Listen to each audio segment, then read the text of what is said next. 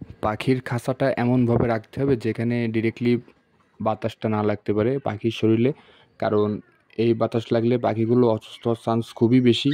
বর্তমানে ম্যাক্সিমাম অনেকের কাছে শুনি বা দেখতে পাচ্ছি যে পাখি হঠাৎ করে মারা যাচ্ছে, হঠাৎ করে অসুস্থ হয়ে পড়তেছে।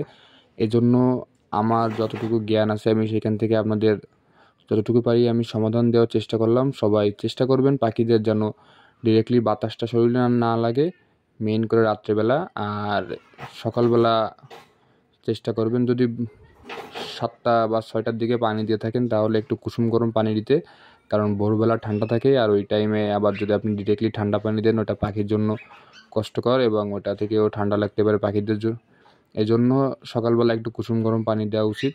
আর সবচেয়ে বেশি যেটা জরুরি সেটা হচ্ছে পাখি যদি দেখেন যে চুপচাপ বসে আছে বা খাওয়া দাওয়া কমায় দিছে তাহলে অবশ্যই পাখি ট্রিটমেন্টের ব্যবস্থা করতে হবে, কারণ এই টাইমে ম্যাক্সিমাম মানুষের পাখির এই সমস্যা দেখা যাচ্ছে যে পাখি খাবার দাবার খাওয়া কমায় দিচ্ছে প্লাস চুপচাপ লোম ফুলায় বসে আছে। এটা আসলে একটা অসুস্থতার লক্ষণ, আর এটা দেখার সঙ্গে সঙ্গে আপনারা আপনাদের আশেপাশে যদি কোনো ভেটের ওষুধের দোকান থাকে ওইখান থেকে মেডিসিন কিনতে পারেন, অথবা আমাকে নক দিতে পারেন। যতটুকু সম্ভব আমি চেষ্টা করব কীভাবে ওর সমাধান করা যায়।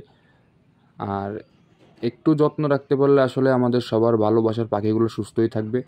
আমার যে পাখিগুলো আছে দেখতে পারতেছেন মাশাআল্লাহ সবগুলো কতটা ছটফট করতেছে, একদম অ্যাক্টিভ পাখি।